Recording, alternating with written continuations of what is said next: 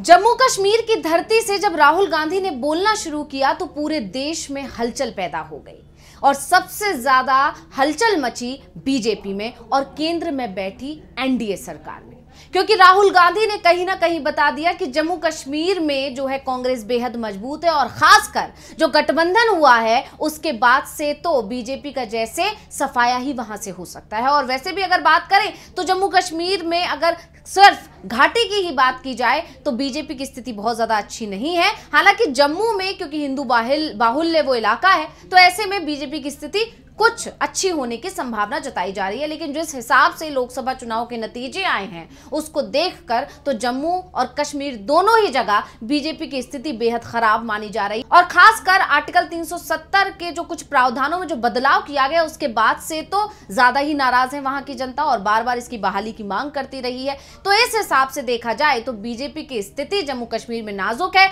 और जब राहुल गांधी ने वहां की धरती से खड़े होकर चुनावी बिगुल फूंका तो इसके बाद पूरे देश में जो है बवाल मच गया है और पूरे देश में अब राहुल गांधी के उन तमाम बयानों की चर्चा हो रही है जिसमें उन्होंने मोदी सरकार से लेकर अंबानी अडानी तक सबको घेर लिया है। तो सबसे पहले आपको बयान सुनाते हैं राहुल गांधी का कि जब वो मोदी पर हमलावर हुए तो उन्होंने पीएम मोदी को लेकर क्या कुछ कहा। आप देखना, मैं आपको गारंटी करके कह रहा हूं, या ये स्टेटहुड देंगे नहीं तो फिर अगली सरकार जो दिल्ली में आएगी, इंडिया गठबंधन की सरकार आएगी, उनका पहला काम होगा आपको स्टेटहुड देने का।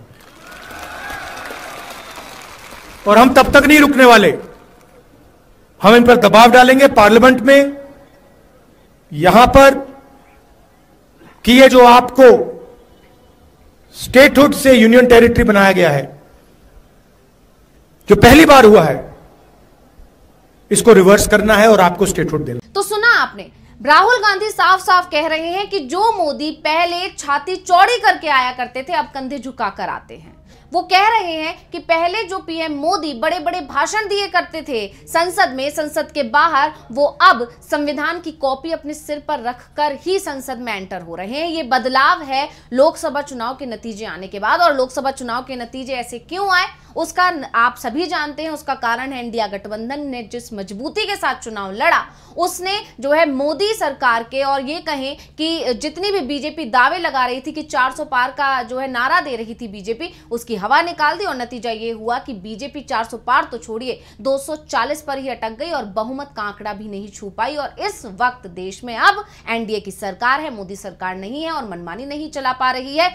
जिस तरह से विपक्ष लगातार आरोप लगाता रहा था पिछले 10 सालों में कि मोदी सरकार मनमानी करती है, संसद में सुनती नहीं है, और अब जो है वो स्थिति पलटी हुई नजर आ रही है। इसी को लेकर राहुल गांधी ने जब जम्मू कश्मीर में अपना चुनावी भाषण शुरू किया तो उस पर उन्होंने मोदी सरकार को खूब घेरा। उसके अलावा उन्होंने, जैसे कि मैंने आपको बताया, उनके मित्रों को खूब घेरा और साथ ही साफ साफ वहां की जनता से ये वादा किया कि स्टेटहुड को वापस वो दिलाकर ही रहेंगे। क्या कुछ बोले राहुल, पहले सुन लेते हैं।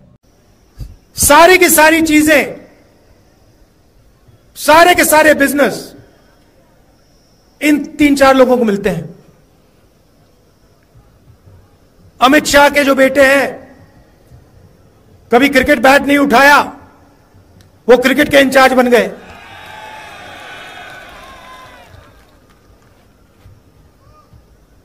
तो 6-7 लोग देश को चला रहे हैं और सोचते हैं कि हिंदुस्तान की जनता, जम्मू कश्मीर की जनता, बाकी स्टेट्स की जनता चुप रहेगी। यानी राहुल गांधी ने साफ साफ वहां की जनता से वादा कर दिया कि जो सरकार ने आपसे छीना है वो अगर हम सत्ता में आएंगे तो आपको वापस दिलाकर रहेंगे। इस तरह के तमाम वादे राहुल गांधी ने जम्मू कश्मीर में किए। और जैसा कि आप जानते हैं कि जम्मू कश्मीर के जो चुनाव हैं उन पर सबसे ज्यादा नजर इसलिए टिकी हुई है क्योंकि पूरे 10 साल बाद यहां पर चुनाव हो रहे हैं। आखिरी विधानसभा चुनाव जो है जम्मू कश्मीर में 2014 में हुआ था और उसके बाद अब 10 साल बाद यानी कि 2024 में चुनाव होने जा रहे हैं। हालांकि विपक्ष आरोप लगाता है कि मोदी सरकार ने जो है बार बार इन चुनावों को टालने की कोशिश की, लेकिन जब सुप्रीम कोर्ट में यह मामला पहुंचा तो सुप्रीम कोर्ट ने एक आखिरी समय दिया और जो है डेडलाइन तैयार कर दी थी कि अब सितंबर तक चुनाव हो ही जाने चाहिए। उसके बाद जो है मोदी सरकार पर दबाव बना और इसके बाद चुनाव आयोग ने आगे आकर चुनावों की तारीखों का ऐलान किया है और अब जो है वहां पर चुनाव होने वाले हैं, जिसके बाद से जम्मू कश्मीर में सियासत गरमाई हुई है। सभी दल जम्मू कश्मीर में और खासकर घाटी पर फोकस कर रहे हैं, लेकिन बीजेपी की स्थिति वहां कमजोर नजर आ रही है।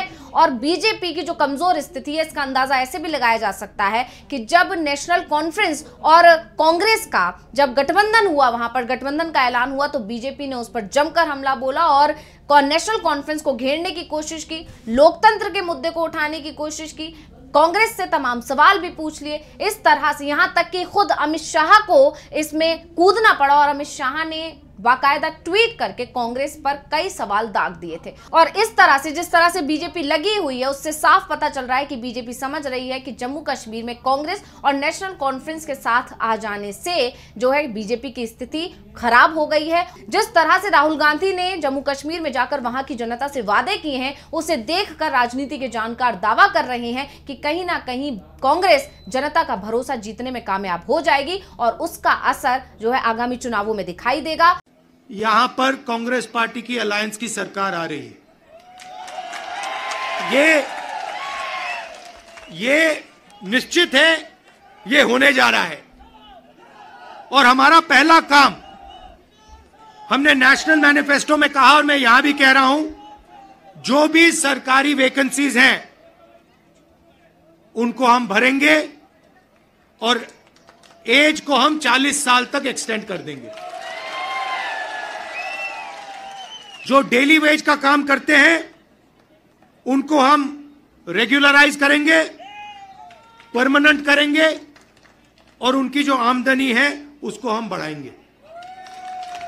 मगर हमारा लक्ष्य होगा कि हम सबको लेकर एक साथ मिलकर जम्मू कश्मीर की सरकार चलाएं, सबकी रिस्पेक्ट हो, सबको एक साथ लेकर हम चलें। और जैसे मैंने देश में वहां बाकी देश में कहा, भारत जोड़ो यात्रा में हर स्टेट में कहा, नफरत को मिटाना है। जहां भी ये नफरत की दुकान खोलेंगे, जहां भी ये नफरत फैलाएंगे, वहां हम मोहब्बत की दुकान खोलेंगे। खैर, अब जम्मू कश्मीर में किसकी सरकार बनेगी, 10 साल बाद कौन सत्ता में आएगा, ये तो चुनाव के नतीजे ही बता पाएंगे जो आएंगे 8 अक्टूबर को। क्योंकि आप जानते हैं कि पहले 4 अक्टूबर तारीख तय की गई थी, लेकिन हरियाणा में मतदान की तारीख के बदलाव की वजह से इस तारीख में जो है बदलाव कर दिया गया और अब 8 अक्टूबर को यह साफ हो जाएगा कि जम्मू कश्मीर में किसकी सरकार आ रही है। तो इसी के साथ मुझे दीजिए इजाजत। देखते रहिए डीवी लाइव। नमस्कार।